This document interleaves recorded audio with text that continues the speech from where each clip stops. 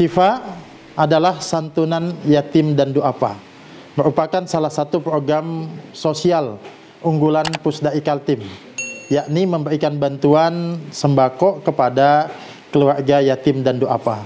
Ternyata setelah kita berdakwah, berkeliling tempat, kita masih mendapatkan ada saudara-saudara kita yang kurang beruntung, terutama dari kalangan yatim dan duafa.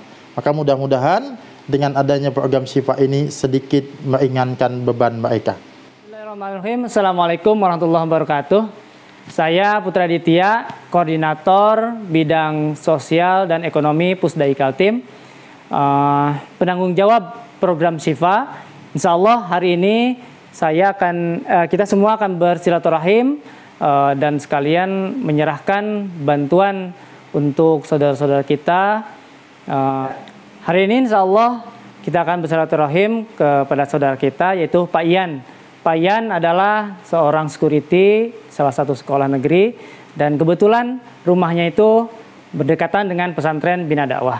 Bagaimana kondisi rumahnya, bagaimana kondisi beliau, mari kita sama-sama menuju ke rumahnya. Kali ini kita akan berangkat ke rumah Pak Ian bersama Ustadz Aslam.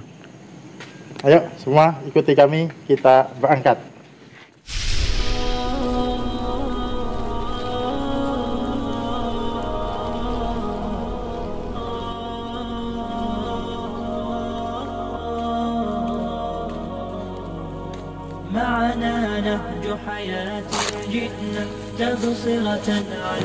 Nah, jadi sahabat dakwah yang dimuliakan oleh Allah Subhanahu wa taala, menuju ke rumah beliau kita mesti lewat sana. Memang belum ada jalan ya, ini lewat tanahnya orang, kita lewat ke rumah beliau ya, kita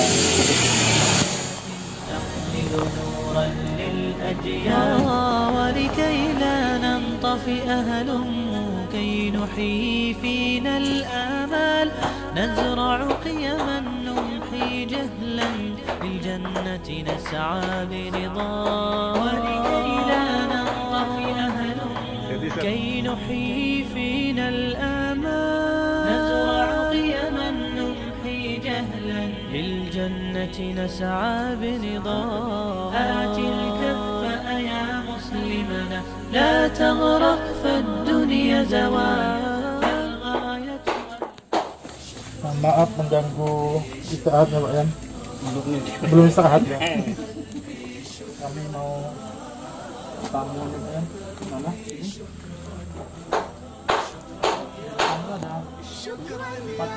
Ini. Di sini. Sembarang Pak Yan nih. Sini aja masuk. Ini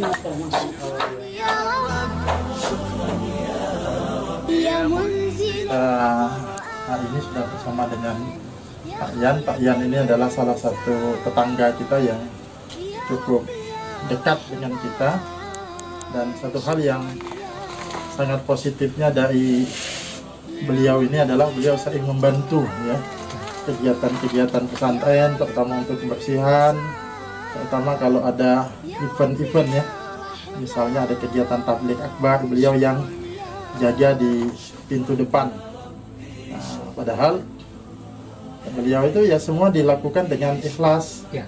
Tidak ada kita ibaratnya janjikan sesuatu, tapi ini yang satu sisi menarik ya. Apa tuh Pak Yan yang melatar belakangi Pak Yan kok padahal ibaratnya bukan petugas, bukan pegawai di pesantren, tapi kok mau membantu di pesantren, tidak kita suruh, suka nyapu, mengumpulkan sampah. Itu apa yang mendorong tuh Pak Yan? Nah, mungkin ingin karena tetangga juga Pak Yan ya, tetangga ingin beramal soleh juga. Ini tinggal di sini sudah sejak kapan Pak Yan? Lama Pak. Sudah lama ya? Ya. Jadi waktu mungkin di sini masih sepi juga ya? Ya. Masih sepi dulu. Dulu kan di sebelah sini. Oh di sebelah sini dulu. Kandang ngambing. Oh di situ dulu. Ya. Nah, itu bangun. Ya. Bangun di sini. Bangunin dulu. Bisa ditempati. Ini belakangan. Kalau keseharian kegiatan Pak Yan apa? Di sekolah. Di sekolah. Sebagai apa Pak Yan? Satpam. Satpam atau security lah ya? Iya. Ya. Tapi gimana, apalagi di masa pandemi ini Pak Yan, masa ya, COVID lah, corona ini, Ya. alhamdulillah lancar saja ya. Ya. Lancar saja. Ini sedang buat apa nih Pak Yan? Paling ini Buat apa ini? Untuk dapur ya? laporan Ya. Nah, kalau kita melihat, ini belum ada jalanan Pak Yan ya, rumahnya Belum. Pak Yan ini. Belum. Apa namanya, ada jalan, apa kita boleh lihat ke depan Pak? Terpaksa untuk sementara ini lewat di sini Pak Yan ya? Ya. Lewat situ ada jalan Pak? Ada baru dibikin. Wah, udah dikira, oh gini nih ya, belum selesai dibuka ya. Kan tanahnya sampai sini aja Pak. Ini. Hati-hati ya, bikin.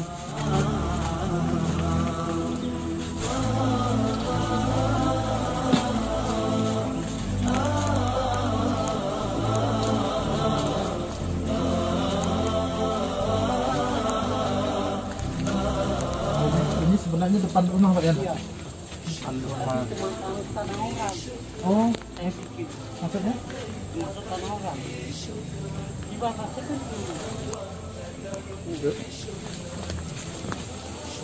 Itu batas apa? batas tanah. Tanah itu Pak. Tanah orang sini. Yang Yang sampai ini. Tanah itu.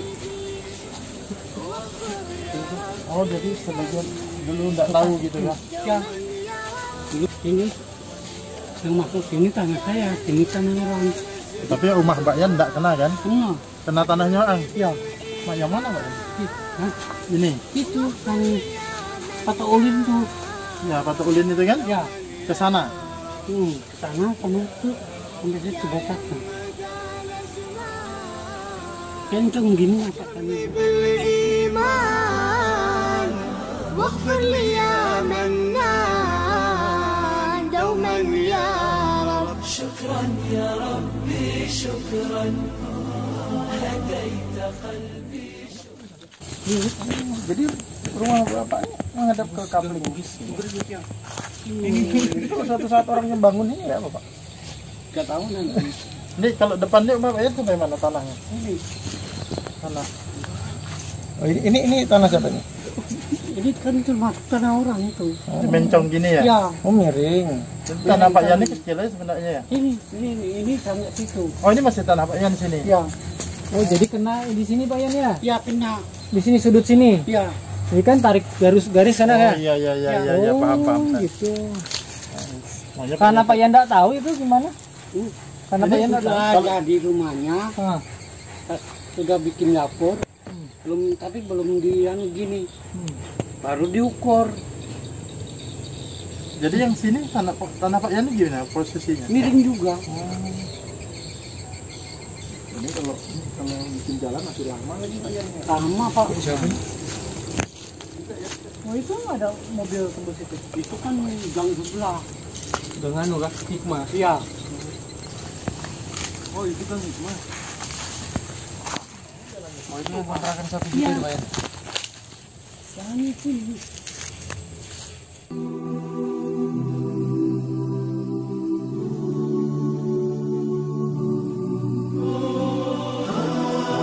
Alhamdulillah ya, kita masih sudah bincang-bincang juga dengan Pak Yan tadi, dan ternyata ini memang kondisi rumah beliau. Mungkin kita bisa melihat keadaannya, tapi memang yang satu hal yang agak sulit saat ini adalah kondisi jalan. Hanya beliau juga masih ya alhamdulillah bisa menggunakan pesantren itu ya. Memang kita sama Pak Yan karena beliau ini orang baik Pak Yan, Ya. makanya ya kita untuk listrik, air ya, silahkan gunakan fasilitas pesantren. Tapi ada satu hal yang unik dari beliau ini, ya kalau orang mohon maaf nih Pak Yan, secara kasat mata kan kita melihat mungkin ya hidupnya pas-pasan gitu ya. Bahkan mungkin bagi sebagian melihat kekurangan. Tapi Pak Yan ini beberapa kali beliau itu bersedekah untuk kegiatan di pesantren. Nah, saya justru waktu itu ada peristiwa yang tersentuh. Paling tidak ada dua momen ya. Satu, itu ketika beliau melihat sajadah di musola. Sebenarnya waktu itu dicuci sajadahnya itu, tapi beliau melihat sajadah itu tipis. Nah, lalu beliau berinisiatif, dan seingat saya menulis surat untuk saya bahwa beliau menitipkan ini sedekah ada ambal gitu untuk sajadah imam. Nah, waktu itu apa Pak Yan? Padahal kan kalau kita lihat Pak Yan ini juga sedang membutuhkan. Tapi kenapa Pak Yan mau menyisihkan sebagian rezekinya, sebagian uang yang dia punya untuk sedekah tuh? Apa yang memotivasi mungkin Pak Yan? Kenapa? Aja. Sekedar sedekah aja. Sedekah ya, memang ini ya, ingin beramal baik juga Pak Yan ya. Ingin baik, amal baik.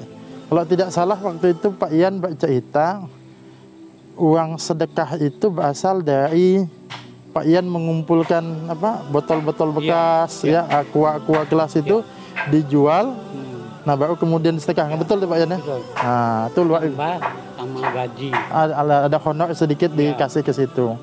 Ya, alhamdulillah Pak Yan ini ada yang menarik tadi, biasa mengumpulkan sampah-sampah di pesantren, jadi pesantren juga jadi bersih. Nah, ternyata beliau mengumpulkan tadi botol-botol itu, hasilnya beliau sedekahkan. Nah, ini unik ini. Harusnya kan kalau beliau ingin, itulah lelahnya beliau, jerih payahnya beliau, harusnya bisalah untuk mungkin sebatas membeli makanan. Tapi beliau malah memilih untuk disedekahkan. Bukan hanya itu, malah ditambahkan lagi dari honor yang beliau terima setiap bulan itu disedekahkan. Ini mungkin juga ya menginspirasi dan memotivasi kita yang mungkin berkecukupan. Ya, apa alasan kita untuk tidak bersedekah? Sedangkan beliau yang masih membutuhkan saja meluangkan atau menyisihkan sebagian rezekinya untuk bersedekah. Kemarin juga ketika kita ada rencana membangun gazebo itu, nah, beliau melihat di pamflet itu ada kebutuhan untuk beli paku dan baut 200.000. Beliau mendatangi saya, ini Pak Ustadz, saya ingin titip sedekah saya. Nah, ini luar biasa Pak Yan. Karena mungkin ada sebagian yang mampu, yang berkecukupan saja, itu ya belum tentu teringat untuk sedekah yang kecil-kecil. Justru Pak Yan ini mengingatkan kita. Jadi dari Pak Yan inilah kemudian kita mendapatkan nasihat sesungguhnya ya. Nah, itu ya Pak Yan, mungkin ada Pak Yan yang mau disampaikan apa? Cukup ya? Satu, sebenarnya saya mau nambah untuk pasangin yang di atas. Oh, boleh Pak Yan. Ini luar biasa. Di musola. Di musola, di atas ya. Ya. Nah, ini. Tapi nggak tahu berapa harganya. Oh ya, nanti kita lihat ya. Ini beliau baru nih, belum pernah beliau sampaikan sebelumnya. Ya. Beliau mengungkapkan ya mau menambah kipas angin yang di atas ya, yang kita baru punya yang di samping ya. Itu kadang yang di tengah tidak dapat anginnya, beliau ingin menambah. Cuma beliau bilang belum tahu berapa harganya. Mungkin nanti teman-teman ya panitia bisa mengeceknya ya. Kita sekali lagi, saya tetap terima karena tadi saya menghargai ketulusan Pak Yan, dan yang lebih penting lagi kami ini yang teringatkan, tak sentuh ini ya oleh Pak Yan. Ini luar biasa. Dengan keberadaan pesantren ini gimana Pak Yan, merasa nyaman atau gimana? Alhamdulillah Pak Yan ya. Beliau juga selain ini, beliau jamaah tetap kita juga nih. Kadang saya ingat waktu Ramadan itu malah santri yang bangun jam 3, beliau tuh sebelum jam 3 sudah ada nunggu di depan ya. Kalau tidak ada muncul itu biasanya karena sakit Pak Yan, asam urat beliau kambuh. Nah, jadi Pak Yan, mungkin ini seperti biasa ya, mohon diterima.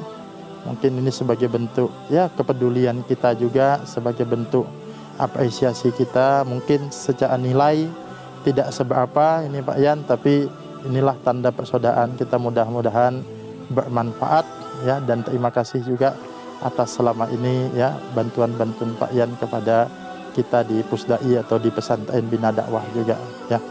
Mungkin ini Pak Yan bisa diterimakan, ini titipan dari jamaah juga sebenarnya, program sifat santunan yatim dan duafa ya. Semoga bermanfaat bagi Pak Yan dan keluarga. Makasih Pak Yan ya. Ya, sama-sama.